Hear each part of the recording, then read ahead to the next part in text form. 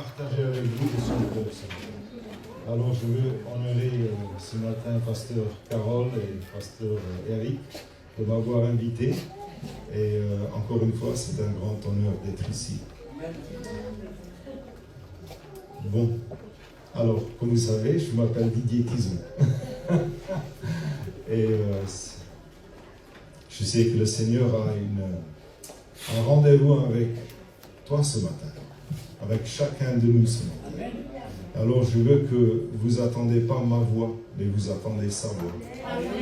Que vous n'avez pas l'expérience que c'est un homme qui vous touche, mais c'est le Seigneur qui vous touche ce matin. Et que la transformation qui doit arriver dans votre vie, ça va arriver par sa puissance. Parce que le Seigneur a un plan avec ta vie. Il ne t'a pas oublié. Pas du tout. Même si les circonstances, et madame, je parle avec vous ce matin, même si les circonstances, il y a des fois qui sont insurmontables, c'est des circonstances parfois impossibles, je vais vous dire qu'il n'y a n'importe comment ils sont ce matin. Si tes circonstances sont impossibles, la puissance de Dieu est jamais intimidée par nos circonstances. Jamais. Jamais. Alors viens, on prie ensemble. Restez comme ça, assis, fermez vos yeux et viens, on prie ensemble. Merci Seigneur pour ce matin, merci pour ce temps dans ta gloire, dans ta présence. Je demande Seigneur ce matin, comme je partage la parole, votre parole, que vos peuples soient bénis, soient élevés, soient encouragés, et que n'importe quel problème qui existe dans leur pensée ou dans leur vie, que ça n'existera pas dans ce moment. Qu'ils oublient de tout, mais qu'ils regardent à vous, et qu'ils te donnent toute la gloire. Je demande aussi maintenant dans ce moment, Seigneur, que vous enveloppez ce moment dans l'atmosphère d'éternité, où le temps n'existe pas. Mais c'est seulement votre présence, ta présence, et le battement de ton cœur qui soit décerné, et que ça soit l'expérience de tous concernés ici, dans ce moment. Au nom de Jésus, on vous donne toute la gloire. Amen. Ce matin, je vais lire le livre de Marc, chapitre 2, versets 1 jusqu'à 12. Alors, je vais vite lire ces versets. La Bible dit, quelques jours plus tard, Jésus revient à Capernaum. On apprit qu'il était à la maison. Beaucoup de monde s'y ressemble, si bien qu'il ne restait plus de place, même pas d'or devant la porte. Alors c'est Marc chapitre 2, versets 1 jusqu'à 12. Jésus leur annonçait la parole de Dieu. Des gens arrivant, lui amenant un paralysé porté par 4 d'entre eux. Comme ils ne pouvaient pas le présenter à Jésus à cause de la foule, il ouvrant le toit au-dessus de l'endroit où il était Jésus. Par ce trou, il descendant le brancard sur lequel était couché le paralysé. Quand Jésus voit leur foi, je suis là maintenant, je me suis perdu là. Oui. Merci. Quand Jésus voit leur foi, il dit au paralysé, merci Pasteur Carole. Mon enfant, tes péchés sont pardonnés. Quelques spécialistes des Écritures qui étaient assis là raisonnaient en eux-mêmes. Pourquoi cet homme parle-t-il ainsi? Il fait insulte à Dieu. Qui pourrait pardonner les péchés? Dieu seul le peut. Jésus comprit aussitôt ce qu'ils pensaient et il leur dit, pourquoi tenez-vous de tels raisonnements? Est-il plus facile de dire au paralysé, tes péchés sont pardonnés, ou de dire, lève-toi, prends ton brancard et marche? Eh bien, moi je veux vous dire, ce matin, ce que je sens dans mon cœur, c'est qu'il y a des gens ici, il y a beaucoup de gens ici qui se sont calés. Ils se sont stationnés pour un bon bout de temps. Et le Seigneur va vous décaler aujourd'hui. Et vous allez avancer à nouveau. Avancer à nouveau avec beaucoup de mouvements dans votre vie. Le Seigneur, il va vous faire quelque chose de supernaturel dans votre vie ce matin. Pas demain, ce matin. Et vous allez être rafraîchis par la présence du Seigneur ce matin. Alors s'il y a quelque chose dans votre vie, des circonstances dans votre vie qui essayent de vous arrêter, qui essayent que vous ne puissiez pas avancer, eh bien, le Seigneur va l'enlever ce matin. C'est le temps d'avancer ce matin. Pas demain, aujourd'hui. Pas la semaine prochaine, aujourd'hui. Le Seigneur est avec nous aujourd'hui. Alors il y a quelque chose qui va se passer aujourd'hui. Notre vie ne sera jamais plus grande que notre foi. Alors, si on y croit, ça va arriver. Il faut y croire. Le Seigneur est aujourd'hui, il est là pour faire un miracle dans notre vie. Qui a besoin d'un miracle? Moi, j'en ai besoin de plusieurs. J'ai besoin de plusieurs miracles. Heureusement qu'il y a quelqu'un dans notre vie. Lui, il fait les impossibilités. C'est ses affaires de faire des impossibilités. Et ce matin, il est là pour faire ce qu'il faut faire. Il y a des gens ici qui sont découragés. Je veux vous dire que le Seigneur il remplit le réservoir de nouveau de vos cœurs avec plein de courage. Oh là là. Alors il dit, lève, prends ton brancard et rentre chez toi. Waouh! Un miracle qui se passe devant tous. L'homme se lève, prit aussitôt son brancard et sortit devant tout le monde. Tous étaient frappés du stupeur et ils louant Dieu en disant, nous n'avons jamais rien vu de pareil. Bon, alors, dans ce chapitre de Marc 2, nous lisons une histoire incroyable d'amitié, d'unité, de détermination, de foi en l'action et de contestation d'un miracle. Jésus et ses pierres, c'est la maison de Pierre, c'est là où ça s'est passé, à Capernaum. Prêchant la parole et la foule ressemble autour de lui. A tellement rempli la maison que personne ne pouvait rentrer par la porte. C'était évident. Les gens étaient attirés par une présence, la présence dans laquelle ils étaient créés. La présence de Dieu. Il y avait de l'attente, il y avait de l'électricité, si on peut le dire, dans l'air, dans l'atmosphère. Personne ne pouvait expliquer cette nouvelle présence qui remplissait l'atmosphère et qui remplissait l'air partout où Jésus allait. Et la même présence est ici aujourd'hui. Et il faut y croire. Qui sent la présence de Dieu? Moi, je le sens. J'ai senti même quand on louait le Seigneur. Jésus porte la gloire et la présence de Dieu. Et Jésus, il est là aujourd'hui. Il va te toucher aujourd'hui.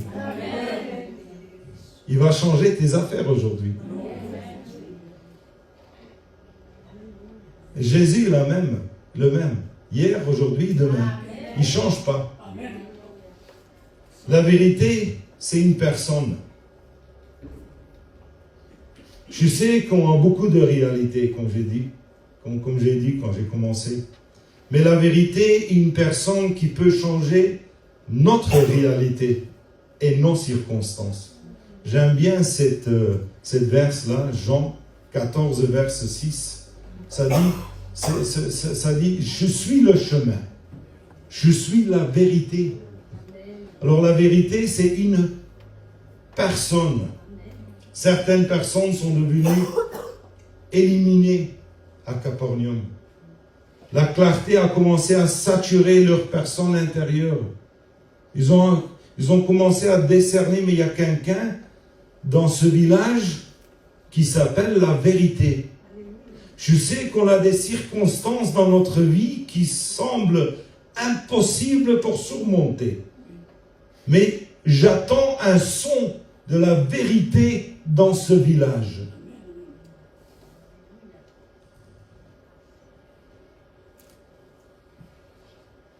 Il y avait 4 amis à Capernaum ce jour-là. Alors, je veux vous dire, si on l'imagine l'histoire, ces 4 personnes n'étaient pas occupées à se promener avec leur ami sur le brancard. Et pour se promener, pour s'amuser. Ces 4 amis, ils ont dû être occupés avec leur vie quotidienne ce jour-là. Et je peux seulement imaginer Eric qui était assis là, occupé avec son travail ou n'importe, dans le village. Il était assis là, mais il attendait, il décernait un son dans l'air. Une présence dans l'air. Il y avait quelque chose qui était autrement ce jour-là, à Capernaum. C'était pas la même que hier. C'était une personne qui était la personne de vérité. Et après, quand il l'a reconnu, il a mis la foi dans ce son. Et il l'a appelé, c'est Jérôme. Monsieur, votre prénom? Christian. Julien. Christian. On a un problème, on sait que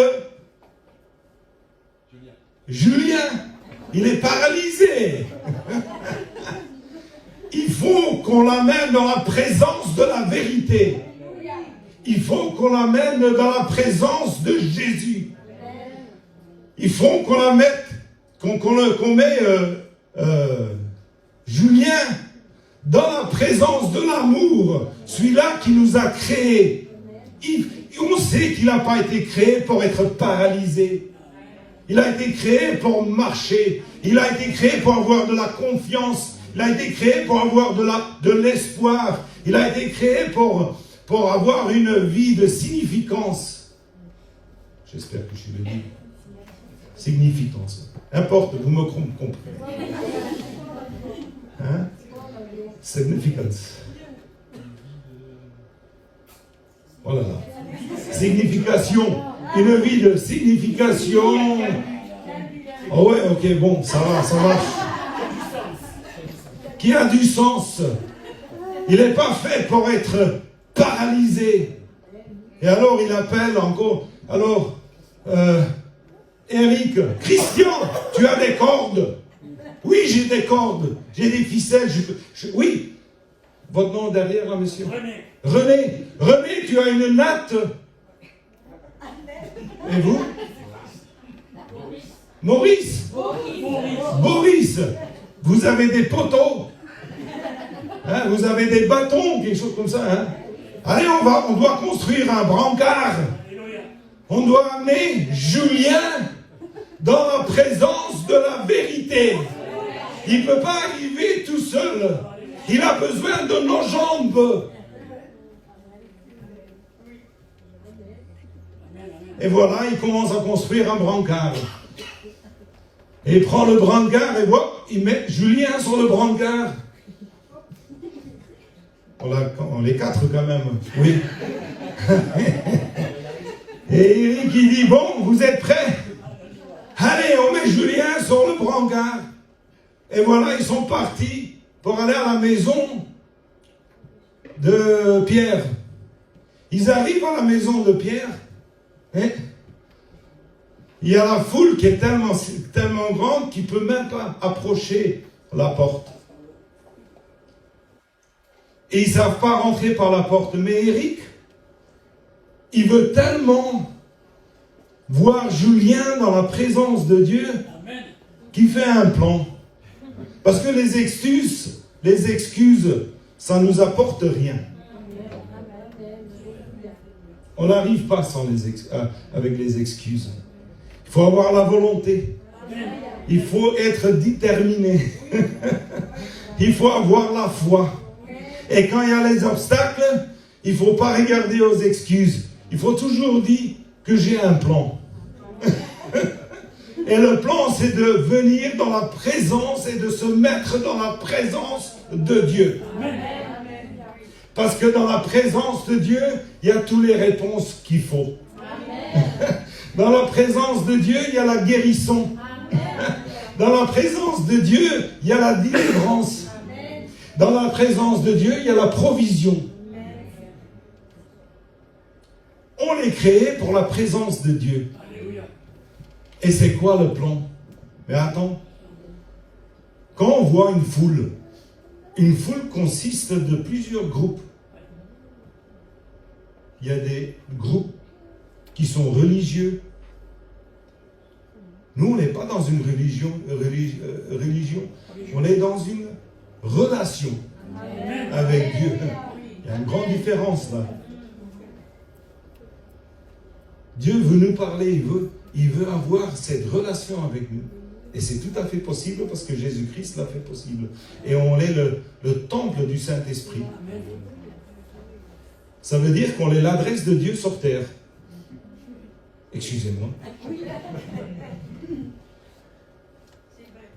Et Dieu veut s'exprimer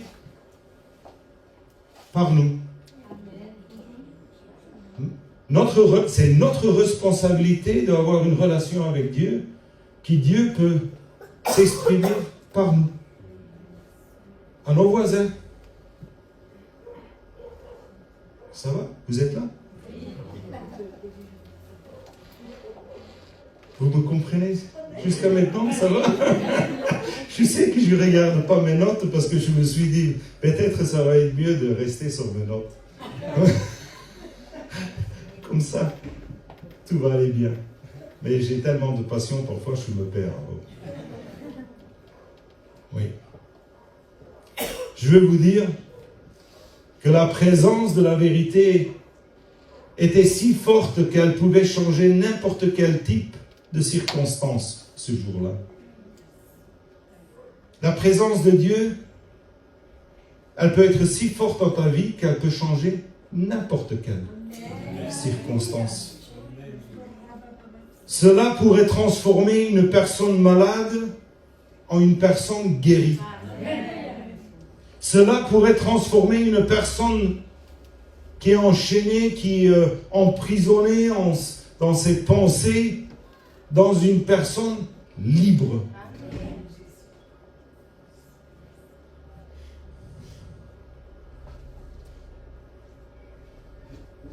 Alors, je suis allé trop vite.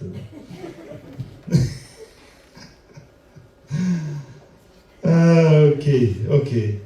Alors, je vais vous dire, dans une foule, il y a plusieurs groupes qui fait la foule. Il y a toujours des gens qui ont des opinions. Quand le Seigneur nous dit de faire quelque chose, on va avoir d'autres opinions dans la vie. Ferme tes oreilles pour les opinions. Il y a toujours des gens qui sont curieux, qui sont là, qui regardent. Il va arriver ou il ne va pas arriver? Dans cette même foule, il y a dû y avoir des médecins. Eh bien, Jésus est plus grand qu'un médecin. C'est lui le guérisseur. Et alors Eric, il voit cette foule et il se dit, écoute, je ne vais pas me donner mon oreille à cette foule. Je vais suivre le son que j'ai attendu. Il faut qu'on arrive à mettre Julien devant Jésus. Et si on ne peut pas passer par la porte, on va créer une sainte introduction d'infraction.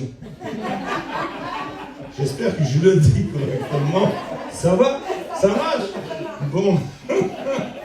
Alors, c'est quoi le plan? Christian qui demande à Eric, tu dis que tu as un plan? C'est quoi le plan? On va monter au toit. Ce qu'on va faire sur le toit, on va casser le toit. Excusez-moi, on est chrétiens, nous, on ne peut pas casser les toits.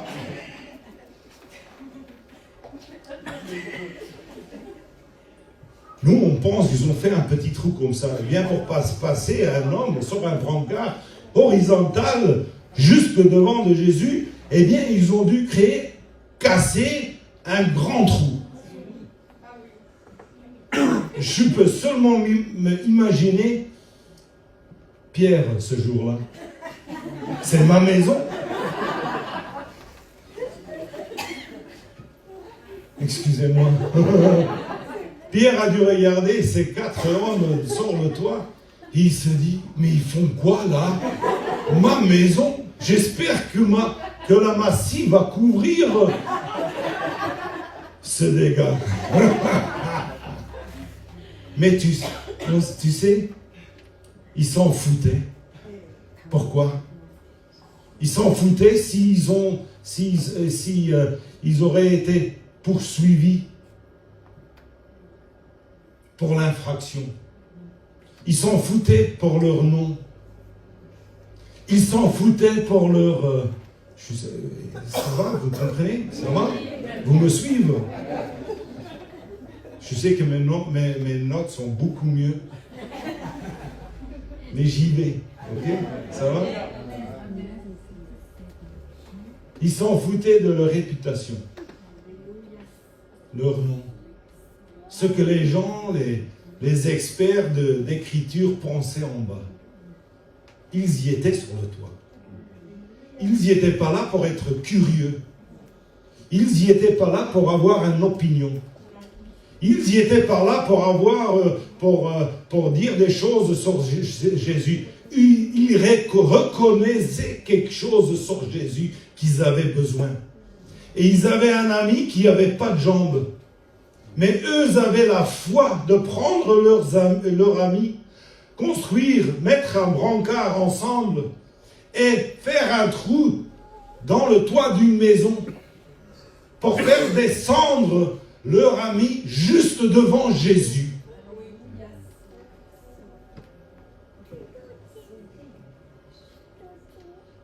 Et ils se mettaient, quand on pense qu'ils étaient sur le toit, ils n'étaient pas là sur le toit pour donner 2 coups de pied sur le toit pour le casser. Le toit n'était pas si faible que ça. Les toits étaient construits, tu pouvais à cette époque-là, parce qu'il y avait les escaliers à l'extérieur du bâtiment. Oui, c'était la terrasse. Les gens se mettaient sur la terrasse en haut. Alors c'était des toits construits, bien construits avec des bâtons, c'était solide. Des bâtons, c'était fait avec de la paille, de la boue, et voilà. Et ils étaient là, mais ils se sont mis aux genoux. Et ils se sont dit, bon, il n'y a plus rien qui va être entre moi et ma relation et me mettre moi. Je veux être dans la présence de Dieu. Et s'il y a quelque chose qui m'arrête d'être dans la présence de Dieu, ça doit se dégager. Amen. Et ils prenaient des équipements, comment je peux dire, des marteaux, des haches, des pioches, n'importe quoi, et des outils. Et casser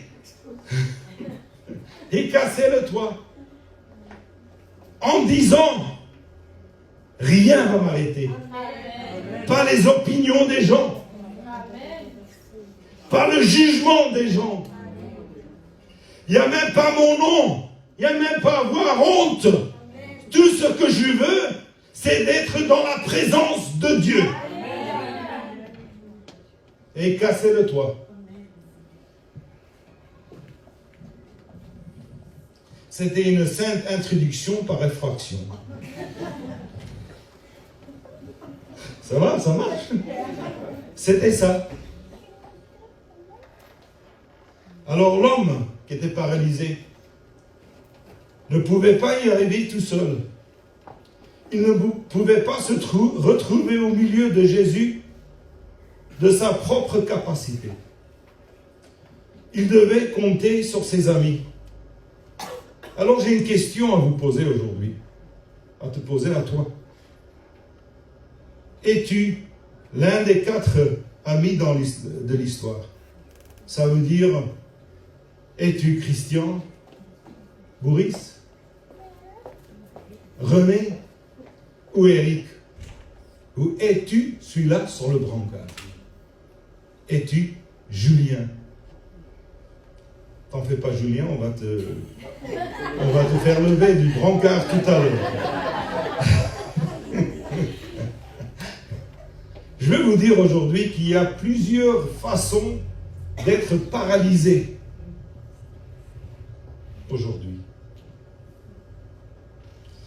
Il y a des moments où nous ne pouvons pas nous rendre seuls à un lieu de guérison. On a besoin d'autres.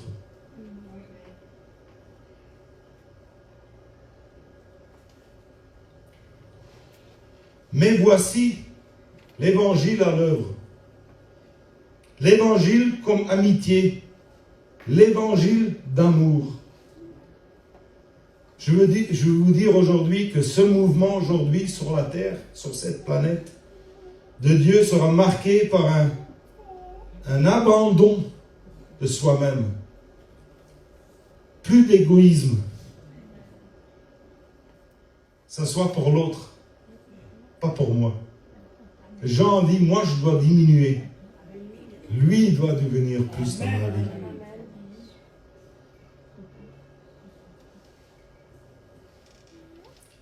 Eh bien, imaginez Jésus essayant de prêcher dans la maison. Il entend cette commotion sur le toit qui se passe. Et maintenant, voici l'argile, le bâton, la boue, la paille qui pleuvent sur eux. Alors l'argile, le bâton, la boue et la paille font tous référence à des choses naturelles, des choses physiques, des trucs qui sont de la chair. Les entraves charnelles naturelles qui vous ont gardé hors de son centre d'action, où il travaille actuellement et activement présent. Aujourd'hui, et je le vois au monde entier, le Seigneur supprime ses frontières et ses limitations dans la vie des gens. L'Esprit Saint commence à avoir sa volonté dans ta vie. Et dès que ça arrive, l'argile pop. La paille pop. Ça doit se dégager. Le découragement pop. Ça doit se dégager. Il y a une sainte infraction et une entrée qui a un lieu dans de nombreux membres du peuple de Dieu aujourd'hui. L'attitude comme « je m'en fous si je suis poursuivi. Je m'en fiche de ma réputation. »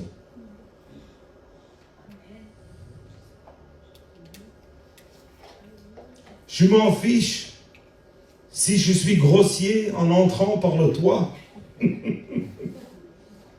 Tout ce qui est important, c'est d'être avec lui. Amen. Ça va? Amen. Et ça, c'est une attitude qui dit Dieu est occupé à établir dans son peuple. Pourquoi? Parce que le Seigneur, il y a une vague de gloire qui est occupée à monter, que cette terre n'a jamais vu. Jamais vu.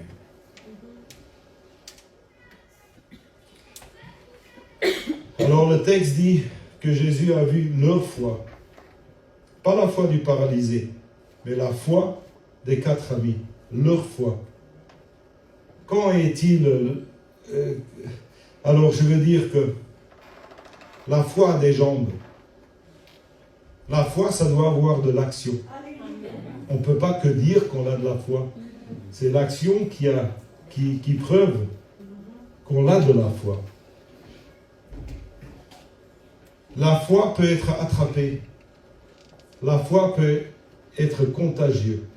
C'est pourquoi quand on vient à l'église, notre foi peut être là. Tu vois quelqu'un d'autre qui a la foi là, et tu vois comme il loue le Seigneur, et tu vois qu'est-ce que le Seigneur a fait ils témoignent ce que le Seigneur a fait dans leur vie, et ta foi monte. La foi est contagieuse. Jacques 2, verset 17 dit, la foi sans les œuvres est mort. Mort. Alors la foi est plus qu'un ensemble de croyances, plus que des confessions. La foi, c'est de porter un ami à l'aide. C'est plus qu'un sentiment. Les sentiments, ça vient et ça repart. C'est déchirer le toit de quelqu'un. Heureusement, ça ne doit pas être le mien, s'il te plaît. Mais c'est de déchirer la toit de quelqu'un afin d'amener un ami à Jésus. C'est de faire ce qu'on peut, de introduire nos amis à Jésus. Ceux-là qui ne peuvent pas arriver tout seuls. Nous avons besoin d'une foi visible. Quand nous nous réunissons, c'est la foi qui se voit. Lorsque vous aidez quelqu'un dans le besoin, c'est la foi qui se voit. Même certains jours, quand on se lève, qu'on s'habille et qu'on va au travail, c'est la foi qui se voit. Il y a beaucoup de gens, de chrétiens, qui se retrouvent aujourd'hui sur des brancards. Tout seuls. Dieu les appelle aujourd'hui. Dieu unit son peuple comme jamais auparavant. Dieu leur dit, levez-vous. Prenez votre brancard et marche. Peut-être vous avez besoin d'entendre que vos péchés sont pardonnés. Je ne sais pas ce qui vous tient sur un brancard. Si toi tu es lui, ou elle sur le brancard. Peut-être qu'il faut entendre que ton mariage, ça va aller, ça va marcher.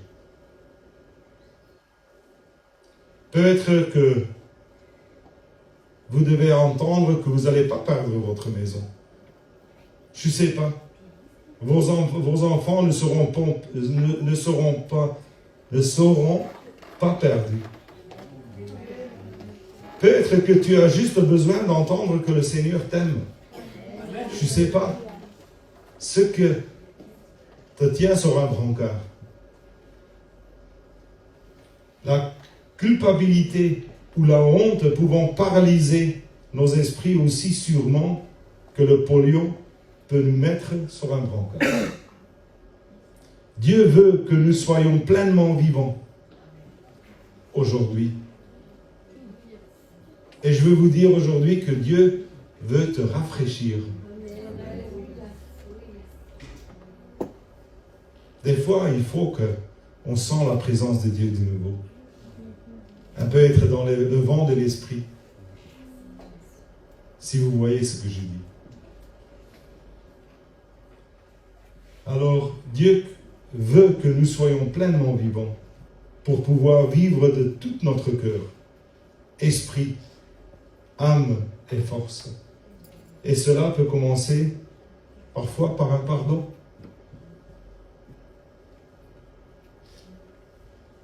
Il y a quelque chose de nouveau que le Seigneur veut commencer dans ta vie.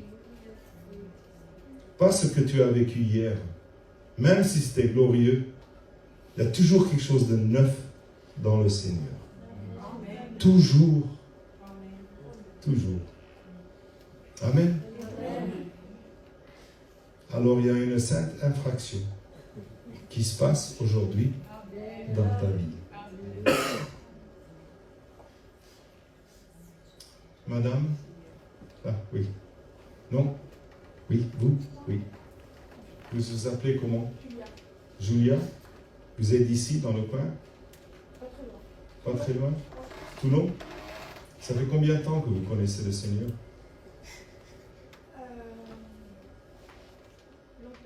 Longtemps. Et je vois que vous avez une très grande... Vous êtes bien accroché avec le Seigneur.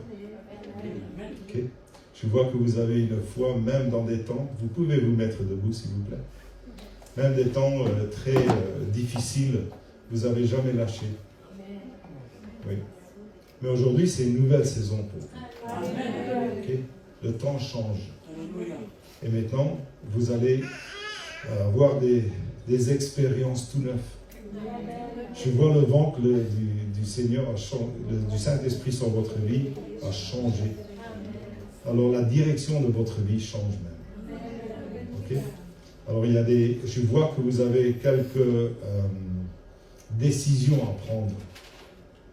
Et les décisions vont être tout à fait éclairées par le Saint-Esprit dans votre vie.